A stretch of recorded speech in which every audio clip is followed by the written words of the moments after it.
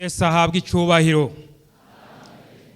Ndabaramukije mu izina rya Yesu Kristo umukiza wacu. Ego turabahaye kaze no kwijambo ry'Imana. Reka turabe hariya muce murugenda mu gitabo ca YONA. Tuce turabaho ijambo ry'Imana. Reka rero dusabe Pasteur de washike hano mutuzanire ya mikrofone. Hariya YONA ubu tugira ngo dusome igice ca kabiri cose ca YONA kugira ngo mwumve iri sengesho. Hanyuma turaja turavuga amajambo amwe turaja gusima mu ca gatatu turabarira imirongo muja gusoma. Eka manza dusomere aya masengesho y'umukozi w'Imana umuvugishwa n'Imana YONA. Adusomere here ku iki gice cose ca kabiri. YONA asengera mu nda y'urufi Imana imukura murigo. Maze YONA asengera Uhoraho Imana yiwe mu nda y'urufi ati: Natakambiye Uhoraho kubw'ivyago nagize aranyishura. Nambaje ndi mu nda y'ikuzimu wumva ijwi ryanje. Kuko wantereye ibwina mwibenga mu kiyaga. Umwuzure wantaye hagati, imipfunda yawe yose n'imikuba yawe yose vyarandengeye. Ndavuga nti ndaciwe mu nyonga zawe, ariko nzokongera gutumbera urusengero rwawe rwera. Amazi yanciye hirya nino ashika no ku buzima bwanje.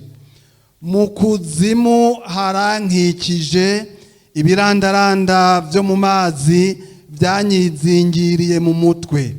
Ndamanuka nja mu mizi y'imisozi, isi n'imyugariro yayo yanyugaranye ibihe bidashira. Ariko Uhoraho Mana yanje wakuye ubugingo bwanje muri rwagobo. Aho umutima wanje wiheburira muri jewe, nibutse Uhoraho ugusenga kwanje kwagushitseko mu rusengero rwawe rwera. Abashira umutima kubitagira ikimazi vy'ibinyoma baba bataye guharigwa. Ariko jeho nzogushikanira ikimazi mvuza impundu z'ugushima, kandi nzoshitsa ivyo nasezeranye. Agakiza kava kuhoraho. Maze Uhoraho abarira ugo rufi rudahwa YONA imusozi. Amen. Umurongo wa gatanu mu gice ca gatatu, umurongo wa gatanu aca shishikara shike ku murongo wa 10. Maze abantu b'Ininewe bizera Imana, bashinga ngo habeho ukwisonzesha, baca bambara amagunira uhereye kuhambaye ugashitsa ku hasi hanyuma y'abandi. Inkuru zishika ku mwami w'Ininewe, ahaguruka ku ntebe yiwe yiyambura imyambaro yiwe, yambara igunira yicara mu munyota.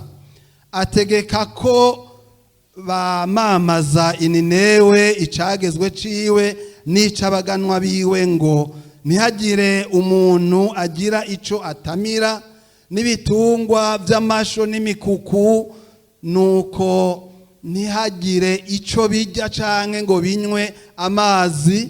Ariko abantu nibambara amagunira n'ibitungwa babiyafuke, baheze bambaze Imana bakobeje, kandi nibahindukire kandi bahindukire. Umuntu wese areke inzira yiwe mbi, bareke n'umujyano uri muri bo. Ntawe ubizi, kumbure Imana yohindukira ikigarura, ikareka ishavu ryayo ry'inkazi ntiduhone. Maze Imana ibona ibikorwa vyabo, ingene bahindukiye bakareka inzira yabo mbi, nuko Imana irigarura ngo ntibateze ivyago yari yabagereye, ntiyabibateza. Igice ca kane umurongo wa mbere n'uwa kabiri. YONA ashavuzwa nuko Imana ihari y'Ininewe. ariko ivyo bishavuza Yona cane, araraka asenga Uhoraho ati, mbega Uhoraho, sico navuze nkiri mu gihugu cacu, nico catuma nihuta guhungira i Tarushishi, kuko namenye ko uri Imana y'inyabuntu yuzuye imbabazi, iteba gushavura, igira ikigongwe cinshi, kandi yigarura ngo ntizane ibibi. Amen. Yesu ashimwe. Twongere dusenga Imana. Mana nyir'ubushobozi bwose, turagushimiye kuri uyu mwanya w'ijambo ryawe. None turakweretse mwami iri jambo kugira ngo rishishikare kugira ikibanza mu mitima y'umwe wese. Wongera utwigishe, mpwemu yera yongera dusigurira, dusobanurire, kandi uwigishijwe nawe mwami turazi kwamenya, ugendera imitima y'umwe wese. Tubisabye mu izina rya Yesu Kristo umukiza wacu. Amen. Yesu ashimwe. Ngira ngo ukurikiranye neza aya majambo, aya masengesho n'ivyakurikiye, tuca tubona incamake y'iki gitabo ca Yona. Iki gitabo rero kirimwo ibice bibiri bikuru bikuru. Igice ca mbere ni kirerekana umuhamagaro w'umukozi w'Imana, umuhamagaro wa mbere Imana yaramutumye, hanyuma rero muri uwo muhamagaro wa mbere aragaba, aranka kumvira. Tubona umukozi w'Imana, umuvugishwa atumvira. Muri gice ca mbere ni umuvugishwa n'Imana atumvira. Igice kigira kabiri cerekana umuvugishwa w'Imana yumviye, kandi ivyo byose byabaye ku muntu umwe. Biboneka ko ata muntu yogira ati namaze gushika, ati jewe narashitse ndi hejuru, oya. Kandi atawugira ati jewe karabaye, mugabo imbabazi z'Imana ziracariho. Yesu ashimwe. Iyo rero umuntu yihanye akumvira, araharigwa kandi akishurwa amasengesho. Hanyuma rero muri ibi bice bibiri, ibyo byose biratwereka. Icambere rero kuri uyu mukozi w'Imana Yona, Bibiliya irerekana ko ari umuhanuzi. Yari yarahanuye kandi n'umuhanuzi w'ukuri. Nditubanza kusubira kuja kuhasoma, ariko hariya mu gitabo c'abami, mu gitabo kidondi vy'abami baravuga ingene Yona yahanuye, ingene Isirayeli zokwagura imbibe igasubira ku mbibe za kera, kandi birashika. Aho rero baca bamwita umuhanuzi w'ukuri. Iyo umuntu ahanuye bitarashika ntushobora kumwita umuhanuzi, oya. Rindi ivyo yahanuye bishike, kuko ivyo yahanuye bishitse niho yerekana ko ari umuhanuzi. Ariko iyo bidashitse baca bagira bati uyu ntiyari umuhanuzi w'ukuri. Umuntu akaza ati ubu Imana yambariye ngo nakana nagacanga banaka bagiye gupfa, hanyuma rero ati aba ntibapfe kuko ivyo twarabivuganye, kandi ivyo murabizi byarabaye, barashira no mu audio, ariko kandi ivyo bavuze ntivyabaye. Kandi wovuga ngo turavyiteze kuko mu bavuze ko batazopfa ahubwo abo nibo baje baragiye, byaciye kibikinyurane. Ivyo rero birerekana ko umuntu ashobora kwiga, kuko ibiba muri twebwe, ibiba kuri bene data, ibiba mu bisi, ibiba hirya no hino, ivyo ku muntu w'impwemu aguma yakira bika, akacaraba mbega icigwa dukuramwo n'igiki. Hanyuma rero uyu Yona rero yari umuhanuzi, kandi abafarisayo bari barayobewe, bobo ntibari babizi, kuko Yona ava Galilaya bagira bati nta muhanuzi ashobora kuva Galilaya, kandi nta n'umukuru, nta n'umuntu yemeye ivyo bava Galilaya nka Yesu ari yava, kuko aho naho hari bishobora kuzitira, ugasanga umuntu iranse ko yakira gakiza kubera hari ibintu bimuzibira.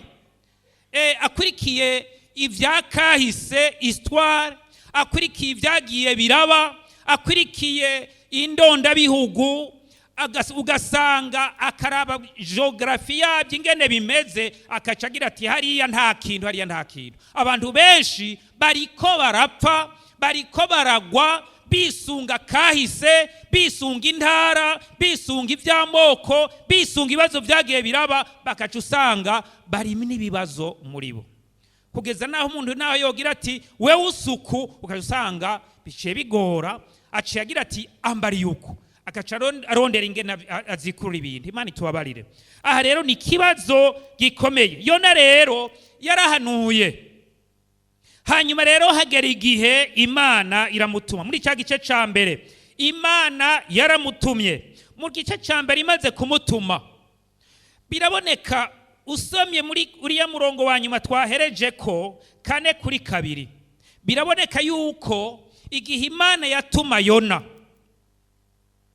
barabanje kuvugana, kuko yaravuze muri gice cya 4:2, Yona yavuze ngo asenga Uhoraho, ati mbega Uhoraho sico navuze ngiri mu gihugu cacu, nico catumye nshoka mbungira Tarushishi, kuko namenye yuko uri Imana y'inyabuntu.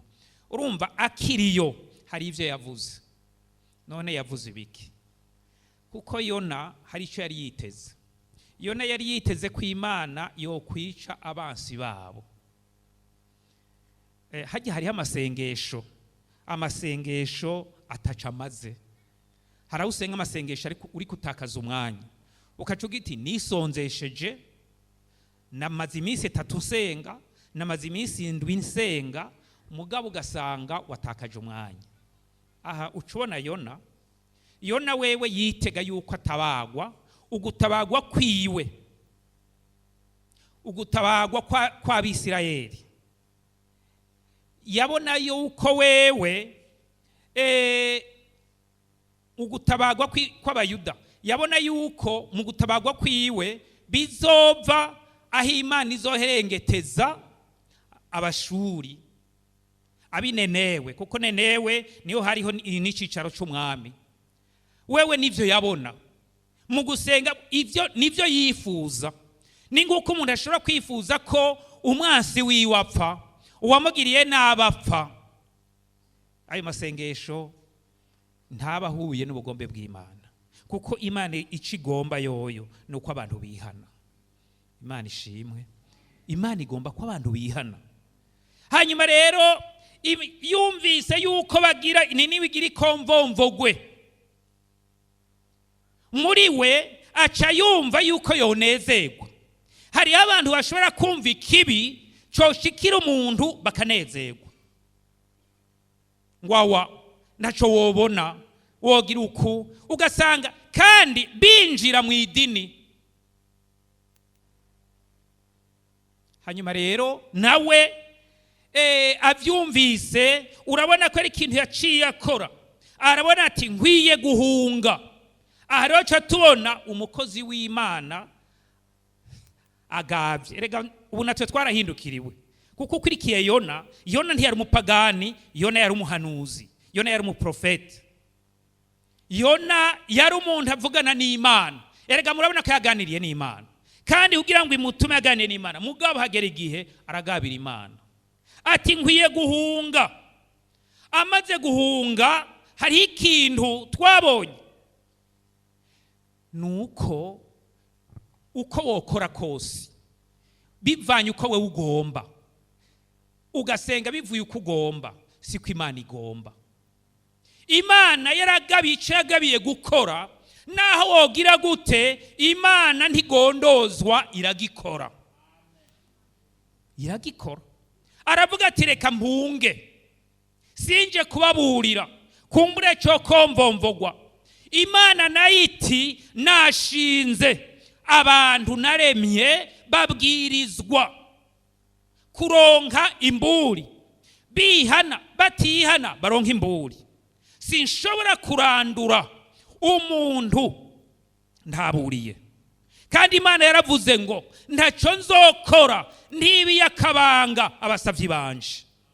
Aha rero nawo bakoze Imana ishimwe, ntaco izokora itabibiye akabanga. Yesu ashimwe. Ntaco izokora bagenzanje baririmbyi itabibiye akabanga. Hanyuma rero Imana iravuga iti nenewe habwirizwa kuburirwa. Iyo Imana yari yagishinze, no kuvuga iki rero, ukugira kose hari ivyo yashinze. mu muryango wawe hari icyo yavuze, hariya mu gihugu hari icyo yavuze, mu ishengero hari icyo yavuze, mu Nyakabiga hari icyo yavuze, mu Burundi hari icyo yavuze, kizoshitswa. Yesu ashimwe. Naho wokwanga, naho wosenga ikinyurane, ariko izobishitsa.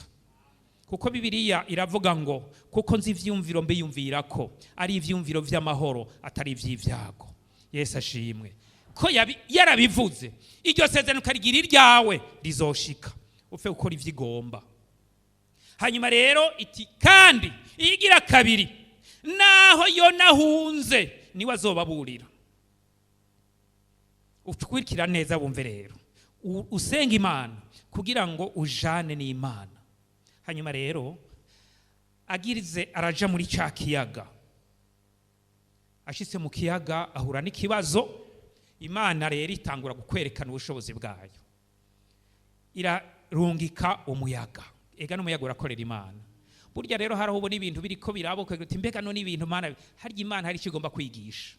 Naho mwabona hari ibibazo bishitse ugira uti hari icyo Imana itwigisha, mugabo cyo usenge Imana uti Imana, muri ibi bintu biriko biraba nzokuramwo iki binyigisha, ndakeneye kwiga. Ntugume gusa wibone wowe ukura, ariko ugira uti Imana nyigisha. Harya hariho abavyeyi bariko bararera abana, harya bari kuziko, haraho bakoresha imigani, ibitito, bagaca bagira ati rero mwana, nagira nkubarire, ukazobona umuntu agututse ntuzoshoke, akagukubita ntuzoshoke umukubita, ubanze agakubita, ubanze urindire ugende wibaza igituma gututse. Hanyuma rero akaba ari mukuri uhindure, atari mukuri rero ugende muvugane muganire. Hanyuma rero Imana rero tugarutse iragenda irungika umuyaga, abantu bahura n'ibibazo, ingenzi zihura n'ibibazo, umuyaga urabankira ko bagenda. Hanyuma rero ico ni gitangaza ca mbere Imana yakoze. Igitangaza gira kabiri turagishikako, ariko bacu batangura kubazanya ibi bintu nibiki. Igitangaza rero gira kabiri, Imana ica yerekana mu bufindo bwabo, yerekana utumye bagira ibyago. Ariko ico ni gitangaza. Erega ntugire ngo ukoze ikintu ngo wo kwinyegeza, Imana izobiserura. Irabiserura, ugomba mari ukori umunsi wa mbere, uwa kabiri, uwa gatatu winyegeze, mugabo hazohera igihe Imana ibiserure. Imana rero irerekana ubikoze. Imaze kuvyerekana baratangara, baramubaza iyava, baramubaza icakora. Kuko harya iyo habaye ikibazoga baca batangura kubaza, bakabaza batuyu avahe, ni mwene nde, ivyo bakabikurikirana, mbega akora iki. Ugasanga rero nibazo nabarya usanga harigeze kuba ikibazo muri ivyo bihugu vya Buraya, muri Scandinavie, haba umuntu yaduka mu isoko aca atangura kurasa abantu. Mugira enquête baca hari ico baraba muri passport, hari ico baraba, baca barabati numukanaka n'umuswedwa mugabo d'origine, bakaca bavuga iyava. Ico gihe rero kandi bakaca baraba n'imishatsi yabo ingene imeze. Burya naho udefriza ntushobora kuba nk'uw'abazungu, eka umva si original kandi si uw'abazungu, nakabuze vyose. Hanyuma rero ico gihe rero bahuye n'ikibazo, bamwe bava mu bihugu kanaka, kuko ntibiyumvira bati hariho uw'inyamo w'umuswedwa ntiyokora ivyo. Bace baza ati ni babandi. Imana idufashe. Baramubaza arasigura, hanyuma araca asigura ati ndi umuheburayo nubaha Imana. Mbega yari yavuze ukuri? Ntiyubaha, kuko yari yatinye. Mugabo ngo imbere yaho yari yavuze ijambo, yari yavuze atambunza Imana, aca avuga amajambo abiri. Hari urumva rero umukozi w'Imana amaze kugira amajambo abiri bica bigora. Imana idufashe. Umusenzi amaze kugira amajambo abiri, umuhanuzi agira amajambo abiri, bica bigora. Hanyuma rero baca uburuhiro bamutaye mu kiyaga. Hanyuma rero Imana icikora ikindi gitangaza, bamutaye mu kiyaga, ifi ikiza iramunoba, irasamira mu mira, aca yiberaho. Iri sengesho rero ni isengesho ry'umuntu, ry'umuhanuzi, ry'umukozi w'Imana yari yahuye n'ingorane ntiyumvire Imana. Aca asubira rero aribuka Imana, arasenga, aravuga ingene yatakambiye Imana, iramwishura, kuko avuga ngo yari mu nda y'ikuzimu. Mugabo Imana aho umuntu yoba ari hose, Imana iramwumva. Yesu ashimwe. Aho uzoba uri hose izokumva. Hanyuma rero arasenga, arashishikara kwibutsa Imana, kuko yari mu bihe bigoye. Ubu rero amanyama yaheze. Burya rero umuntu akibona ko hariho uburyo yokora amanyama ntaba aragera, arabona ko abishobora. Mugabo iyo vyanse rero aca kenera ushobora kumufasha. Ni nkabarya boga, koga, sindabiza muri piscine ko sinahoze, ariko nk'uruzi guzuye ruriko ruratemba rufise imikuba. Iyo umuntu atwawe akiri ko arisambira, ntibashoka baja kumufata ngo bamurobe, kuko aca batwara nawe nyene, aca bakwegerayo. Mugabo aje yamaze gusoma ibitama bingahe, ico gihe naho umuha urutoke aca afata urutoke ukamutwara, urutoke niko ruca rumutwara. Ico gihe arabona ati Yona biraheze. Ntiyari yihebuye, kuko ngo umutima wiwe, umurongo wandwi wo muri kiriya gice ca kabiri, ngo umutima wanje wiheburira muri jewe. Ariko kandi umutima wamaze kwihebura, yaciye yibuka Uhoraho. Mu gihe vyanse, mu gihe bikunaniye, mu gihe ivyo wakoze bidakunze, wibuka Uhoraho. Wame wibuka Uhoraho. Mu minsi y'ibibazo, mu minsi ahari naho birivuga ngo mu minsi y'ubusore bwawe wibuke Uhoraho, kuko Uhoraho niwe agutabara. Bibiliya rero iravuga ngo Imana irumva ayo masengesho. Irumva ayo masengesho. Hari ikintu tuca dukuramwo, nuko naho vyoba vyarakugoye, wemere wumvire Imana, wihane, irumva amasengesho yawe. Yesu abwire neza. Urashobora kuba yego umaze igihe kinini uri umukizwa, uri umuntu w'Imana, ariko kandi amageragezwa ntabura. Hari uwe nawe usanga ari sinda bibazo ataco bimubariye, arinjira agasohoka, arinjira agasohoka, ariko muri we nta mavuta y'Imana yumva, nta bushobozi bw'Imana yumva. Ari uko nyene, arimwe ahageze mu bisi n'uwisi. Avuga mu w'isi avuga nk'uw'isi, ageze mu w'Imana avuga nk'uw'Imana.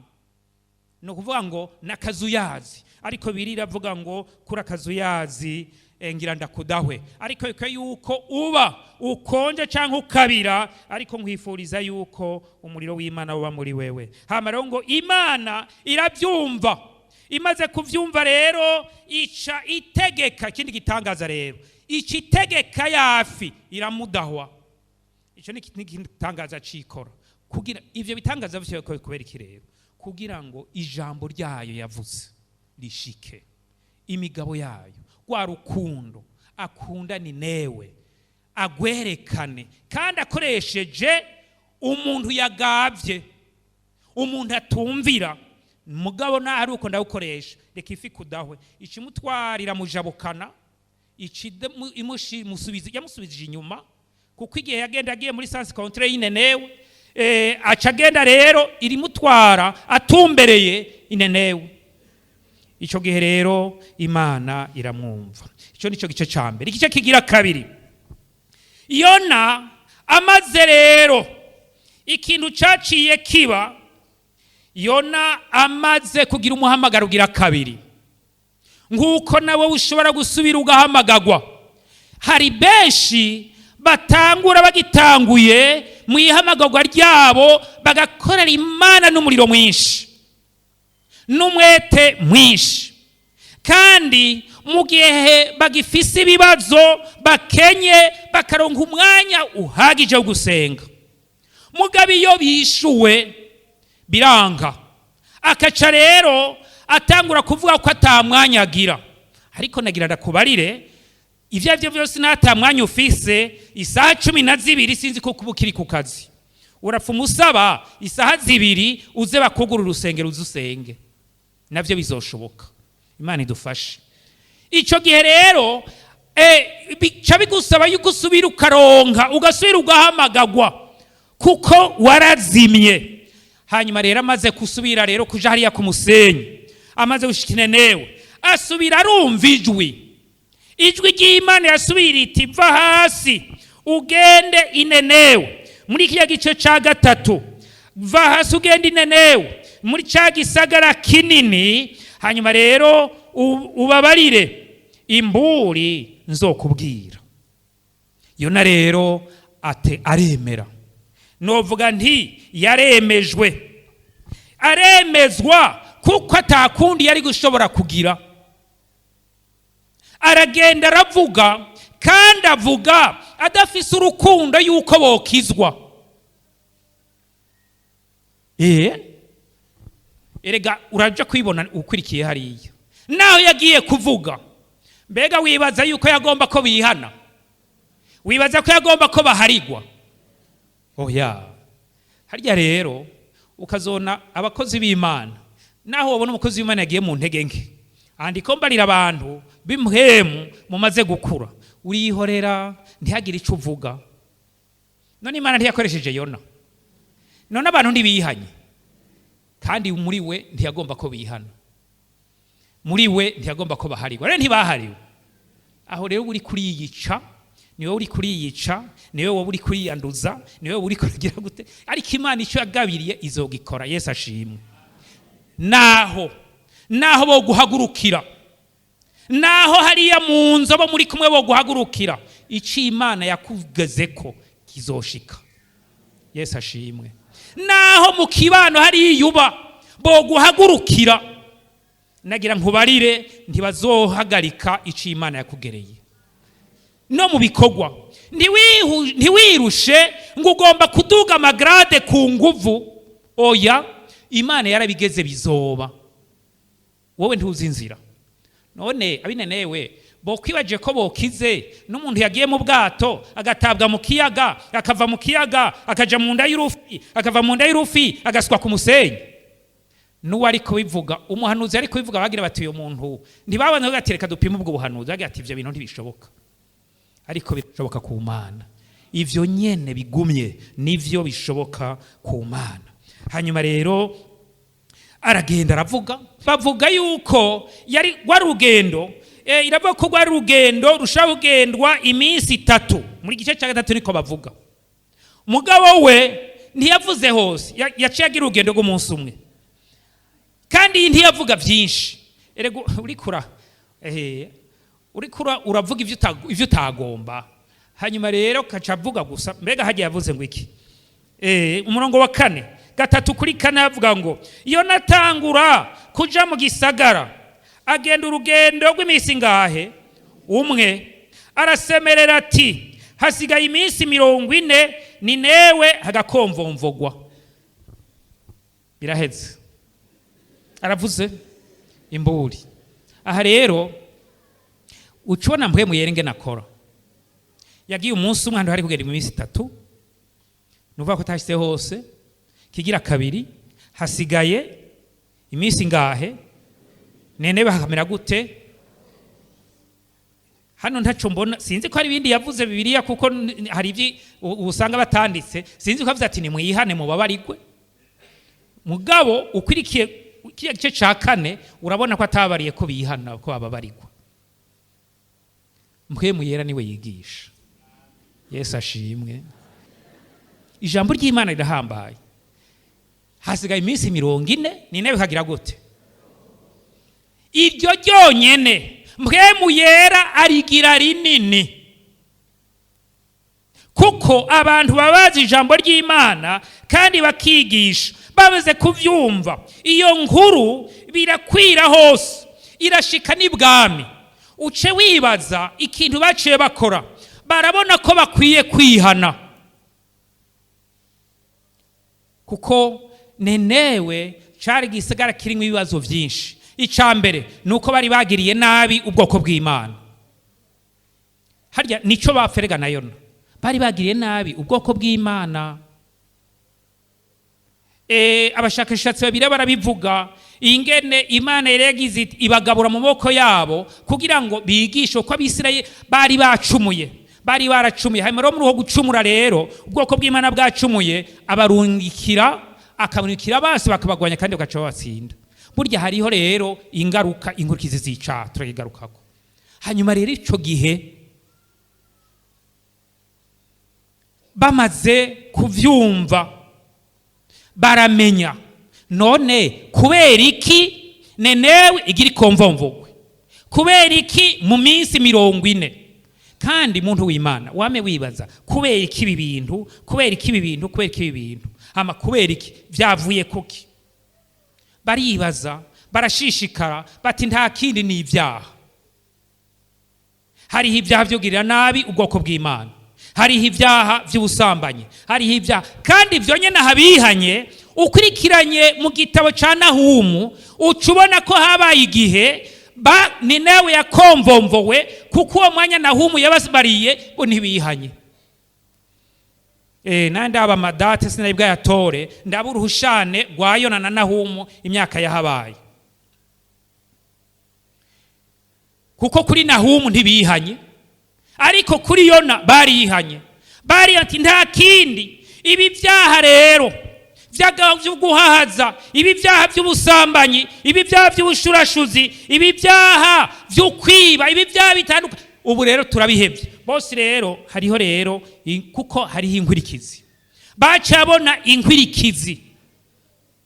Tuje rero twarabonye inkurikizi tukazigarukako. Icaha cyose kiragwira inkurikizi. Iki caha ca Yona cyo kutumvira, kuko Yona habaye mu bibazo bibiri. Ubwa mbere harabaye mu kurondera kwihora umwasi wiwe ngo amererwe nabi, kubika inzigo y'inzikira, kuko abantu benshi barabaho bagifise inzigo baribitsemwo ariko ntibihane ntibaharire. Hari nabuce wumva muri ko muravugana, murabona mu Burundi dufise ibibazo. Umuntu agize agira ati uribuka umwakuyu. Abahinga mwebwe muri ko muriga n'abandi barize mwarahejeje aba histoire, uja gusanga abantu batazi kubaho histoire, batazi cibamariye. Histoire ntiriho caye kahise ntiriho kugira ngo ugume wibuka ica canke ugira inzigo, mugabo ntugira ngo bikwigisha.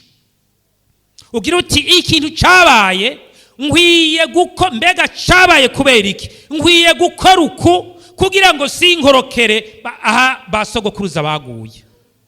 Ivyabananiye kuko uteza kwibaza uko. Ico nico kimaze cyo kumenya kahise. Sugira ngo wihore, sugira ngo ugire inzigo, sugira ngo wanke mwene data wundi, mugabo nugira ngo wirinde. None nokora iki kugira ngo natwe ntidukorekere muri uwo mutego abandi baguyemo. Mbega ko twiga ku Bisirayeli, mbega Abisirayeli ko bahoneye mu bugaragwa, none iyo histoire yabo itwigisha ko uyu munsi nuko itwigisha ngo twirinde ntitube nk'Abisirayeli, nitwidodombera Imana. Ico nico kitwigisha twumvire uburongozi, kuko Mose yararongoye abagerageje kugwanya Mose bahuye n'ibibazo. Naho nyine habaye inkurikizi mbi. Kahise k'Abisirayeli karatwereka inkurikizi zabaye ku Bisirayeli bagararije Mose. Ngukika kahise ko kuri Yona katwigisha agararije Imana kongera kabika inzigo. Hanyuma rero icyabaye niki inkurikizi. Ubwa mbere ku ngenzi bari kumwe na Yona. Abarimbye barimbye ko turi mu rugendo, turi ingenzi. Turi ingenzi rero iyo umwe mu ngenzi akoze ikibazo agize ingorane bose barahagarara. Ini inkurikizi muri kwa Yona habaye inkurikizi kubera iki? Zabaye izihe? Umuyaguje wabujije bose kugenda, ntiwabujije Yona gusa. Kigira kabiri, ibintu byabo byose abadandaza, ibintu byabo byose byaraterewe mu kiyaga, barahomba. Kuri Yona muja mwavyumvise ingene yatawe mu mazi. Kuri Mose igihe Miriyamu na Aroni bariko baragiriza icaha Mose, kandi yari yagikoze rega. Hanyuma rero ariko Imana ati niki, ninde yabariye kuvuga umusavyi wanje? Baca bahanwa.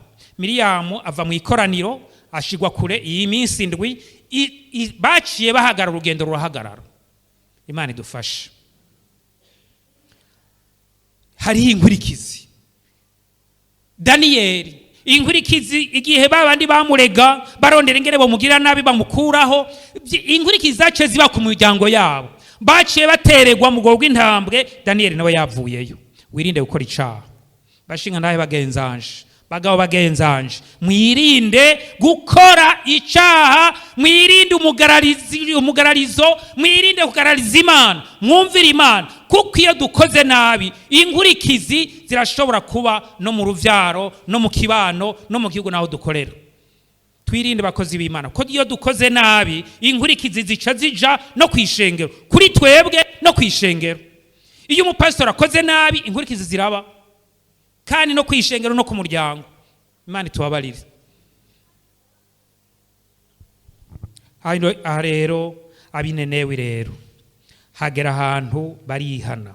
Twabonye ingene bihanye, umwami acagira ati rero mwese, baca berekana rero ikimenyetso c'uwihanye. Ikimenyetso c'uwihanye kiraboneka. Iyo umuntu yihanye siwe yovyivugira, n'ibikorwa biraboneka. Yesu yavuze ngo muzobamenyera kuvyo bama, muzobamenyera kuvyo bavuga, muzobamenyera ku mbuto zabo. Kandi Bibiliya irerekana ingene hariho imbuto za mpwemu yera. Yesu agomba kugenda yarabarira abigishwa ati ntimuve i Yerusalemu, mubanze murindire ubushobozi, kuko yarabona bakiri mu mubiri gusa, bama bari mu ngorane, yabatuma kuvuga ubutumwa bakaja guharira barabuzoba mukuru. Sinzi kuko murabona iyo batanze raporo baravuze bati impwemu mbi ziratumvira, ariko kandi si bose bavuga impwemu mbi zikabumvira. Eka si bose basenga impwemu mbi zikabumvira. Hari abasenga zikaguma zibarabuko, n'uwundi avuga rimwe kigaca ciruka, kuko ingabire ziratandukana.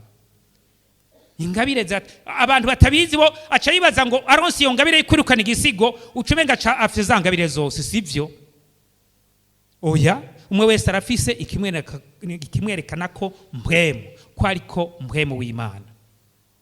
Ikibazo kica kiba mu bantu, iyo umuntu aronse nk'iyo ngabire yikwirukana impwemu mbi cyangwa gukora ibitangaza, bacabona kumengo niwe wenyene. Kandi ahandi haca bica bigora, ahandi vyoca bigora ni ku bakozi b'Imana. Wocubona ko umengo yoca ashobora kurongora ishengero, yoca ashobora kugira kontabilite, yoca ashobora kuvura, yoca ashobora kugira gute. Ivyo ni ibibazo vy'uburongozi rero. Mugabo ashobora kwirukana igisigo ntashobore kurongora, ashobora kuvuga ubutumwa ariko ntirukana igisigo, agatanga inyigisho mugabo ntirukana igisigo. Ivyo navyo birashoboka. Ariko kandi we akigisha, hanyuma mwishenga akari wundi afise iyo ngabire yuko ari bitangaza, mwari akaba wundi afise ingabire ukora yukiza indwara, uwundi akaba afise ingabire kuvugishwa, uwundi akaba afise ingabire kuvuga indimi nyinshi, uwundi afise ingabire kuzisobanura, uwundi afise ingabire y'ukugenzura ko izo ngabire ziva ku Mana. Erega na Satani arakora ibitangaza. Bega ivyo nivyo muravyemera? Kuko Ifarawo Mose azanye za nkoni, ayankoni yiwe agashira ngaho igaba inzoka, na Farawo hamagaye abanyamare babe zahindutse inzoka. Mugabo ubushobozi, inzoka ya Mose yacize imira zose, hamaci yakirira ya nkoni, babandi bagiye imbokoboko bace bataha uko nyene uko bace, inkoni barabura. Yabatse ububasha bwose yabubatse, nta kindi basigaje. Imana ishimwe. Hanyuma rero baca barambara amagunira, urabona n'ibikoko. Ibaze ico gihugu, umwami, abaganwa, abahanuzi biwe, imiryango yose, ibikoko, inka, ingamiya, byose ngo igitungana cyose, inkoko, bose bari mu magunira. Wumva ico gihugu ariko ntiyumva ko bari bihanye. Imana ishimwe. Mu magunira hari abantu batata bapfa impuzu nawe kwambara igunira Imana irakumva. Yesu ashimwe.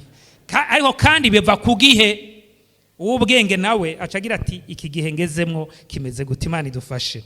Aha rero Imana irabona. Umurongo wa 10 Imana turavye umurongo wa 10 rero, maze Imana ibona ibikorwa vyabo vyingene bagize gute, mujeyo kuko ni umurongo mukuru cyane, niwo tuje gushishikara kurangira, niwo turangirizako. Tujeko 3:10 Yona.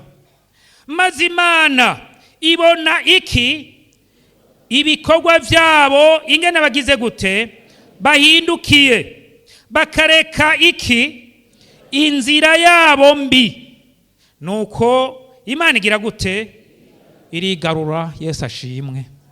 Kuko iyo umuntu akoze icaha haba hariho inkurikizi zija ku mutwe wiwe, biba uyu munsi biba ejo, ariko inkurikizi ziriho. Mugabe iyo wigaruye ugasubira gukora ibikorwa vyiza, Imana nayo irigarura. Yesu ashimwe. Imana rero iraharira. Iyo niryo jambo iganuke ryiza wotahana, niyo wihana Imana iraguharira, kandi uzosaba izogigukorera. Ni newe rero arihana. Yona naho yavuze ry'amajambo make,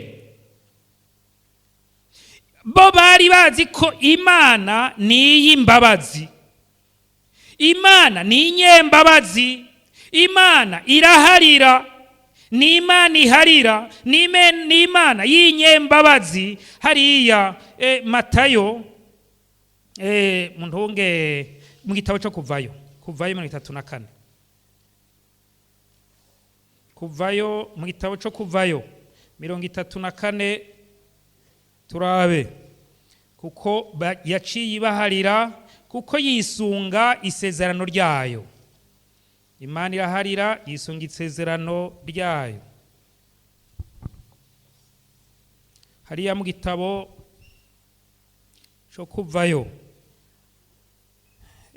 duhere ku murongo wa 5 havuga ngo, Uhoraho amanuka ari muri ca gicu, ahagararana nawe aho hantu, yivuga izina ko ari Uhoraho aca imbere yiwe arivuga ati, ndiki nduhoraho, Imana yuzuye imbabazi n'ubuntu, iteba kuraka, ngira ikigongwe cyinshi, mpora ndumwizigirwa. Imana ishimwe.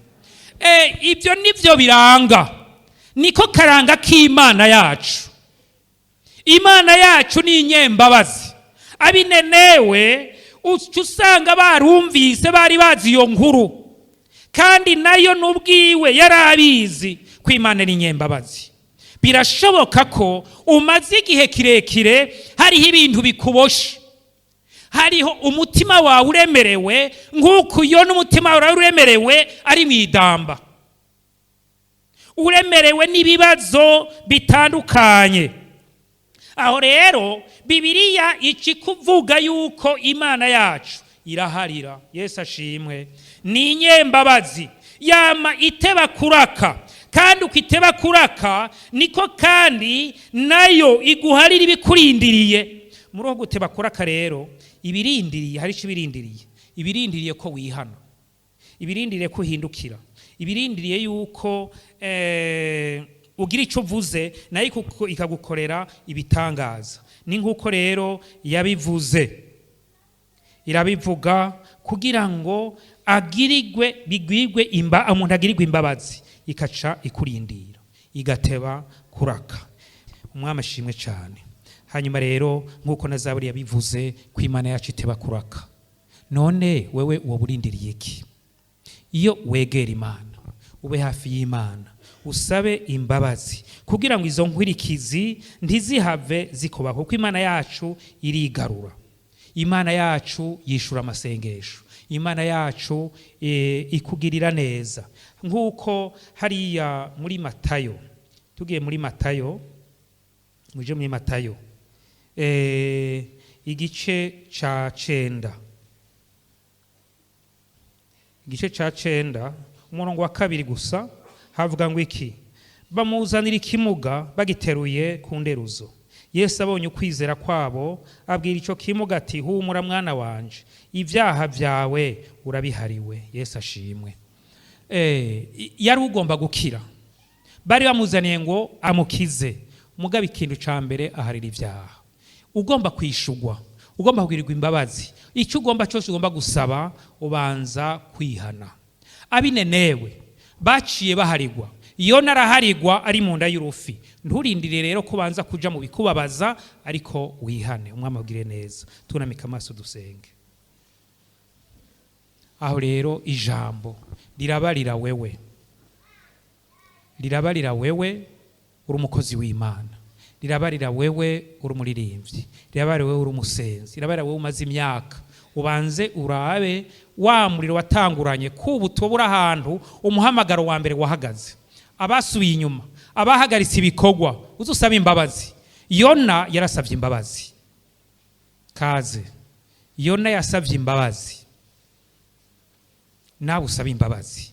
Ariko arindire gusaba imbabazi ari mu nda y'urufi, ari hari yibwina.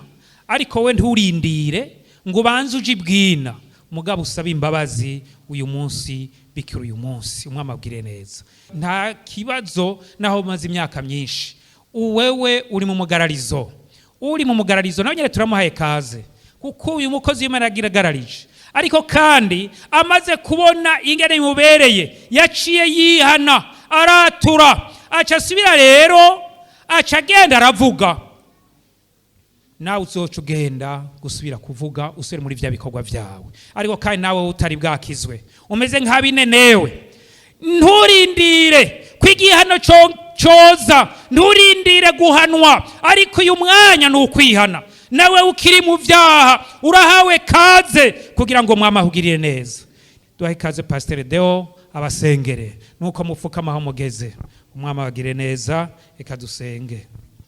Turagushimiye Mwami Imana nzima, turagushimiye imbabazi zawe ni nyinshi cyane, zamaho ibihe bidashira, zihaza umuntu igitondo, umugoroba nijoro, umwanya wose umuntu ahindukiye, umwanya wose umuntu yirimbuye, umwanya wose umuntu yumviye, umwanya wose umuntu yitavye uguhamagara kwawe.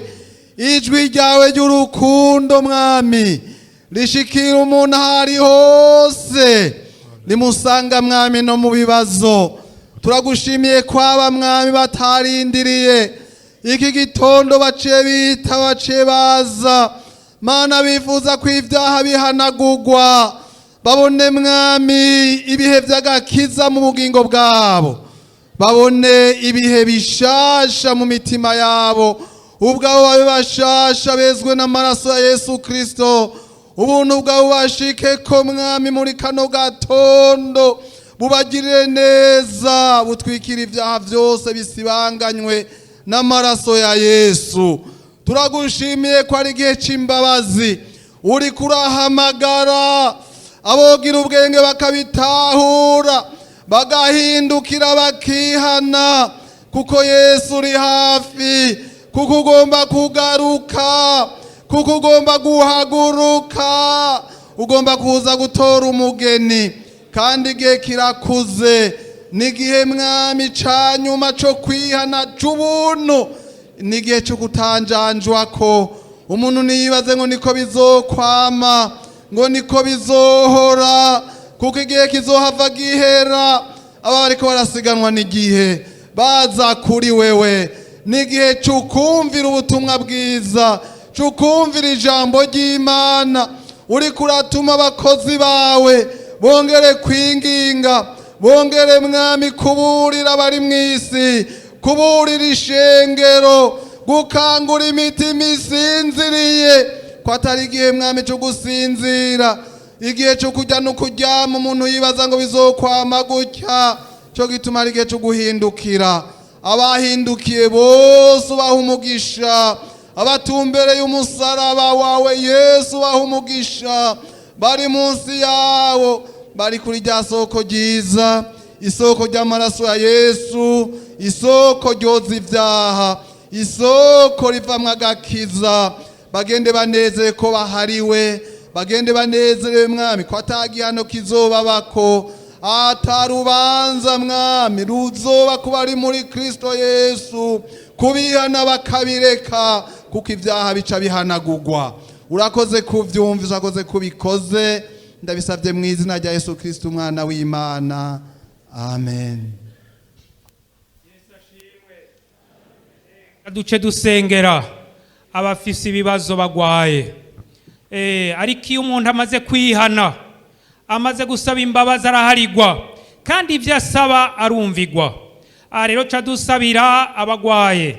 Hari abagwaye ingwara y'umutima, umutima afise igisebe c'ivyamubabaje vyakahise, vyaramunaniye yuko vyaransa yuko bihera. Tugira ngo tuvyereke Imana, tuvyereke Imana, kuko uyu mukozi w'Imana Yona yagize ikibazo c'izi ntambara zagiye ziraba hagati y'abinenewe hari y'abashuri, biramukomeretsa. Aba umukozi w'Imana ariko kandi yakomeretse ku mutima. Tugora dusabire uwo akomeretse ku mutima, hari ikintu camubabaje, hari aho wowe uriho kugeza yuko mbere umva hari ikikubabaje mu mutima, hama wifuza gupfa. Kuko uyu Yona amaze kubona ko Imana ibahariye, yagize ngo nofuma mfa. Ari umuntu yoba muri we agira ati numva ko nofuma mfa, canke yumva hari ibintu bimuremereye mu mutima, araremerewe, hari ibintu vyanse, yakuriye mu bihe bigumye, mu mizi igumye, hariya iyo yakuriye, hariya habaye ubu, hariya mu kazi, ariko ntiwamuvyidodomba. Tugomba uyu munsi tubisengere, kandi imyidodombo yawe icihera uyihagarike uyu munsi. Ntuzosubire kwidodomba, ariko ubihereze Yesu. Yesu, biriya bintu vyambabaje ndabiguhaye, sinsubire kubuzwa umugisha na bijya bintu nakuriyemo, sinsubire kuza umugisha n'izi ntambara zagiye ziraba mu gihugu, sinsubire kubuza umugisha n'ibibazo mfise mu kazi, sinsubire kubuza umugisha n'ingene nama ndahomba. Ugasanga muri we yarihebuye. Nimba rero hari umeze uko, kuko nta mugisha, nta mpemu yokorera muri uwo mutima umeze mwene uko uriho, naho iyo bari umwe, hagarare dusenga Imana, dusenga Imana. Umuntu yumva ati hari ico mu mutima, mbohoke.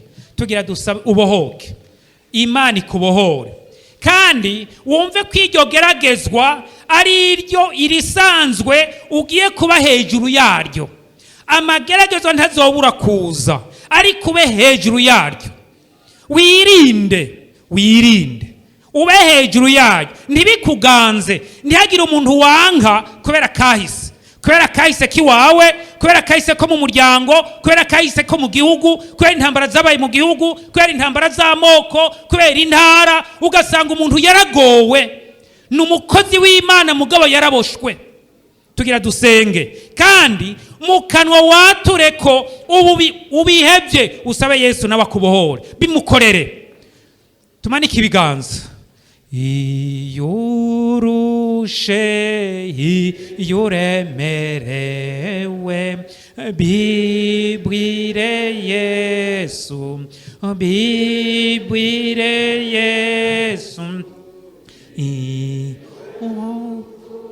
Umbuwe akera, bibwire Yesu nyene, bibwire Yesu, bibwire Yesu, niwe mukunzi wawe. Nta wundi wo ubona hafi awe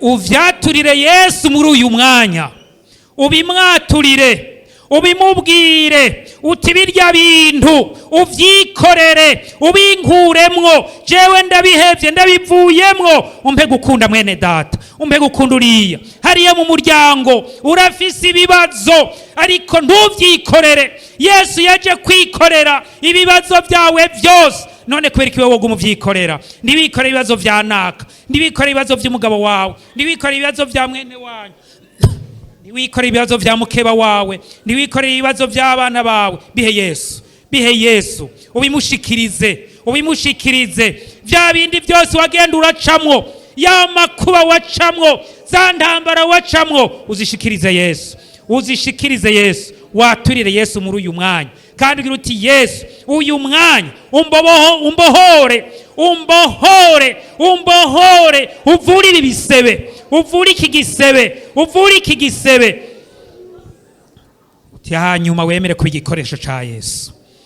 Mwami Imana yacu, turagushima ko ari wewe muganga mukuru, niwe uvura imitima, niwe uvura ibisebe, niwe uvura ibibazo umuntu yagiye aracamwo. Ni wewe Mwami ufasha umuntu wese kugira ngo kahise ndikamutware, ndigatume agwara, ndigatume agira ibisebe. Niwe ubohora, niwe ubohora. Waragize Mwami, warakoze igitangaza kuri Yona.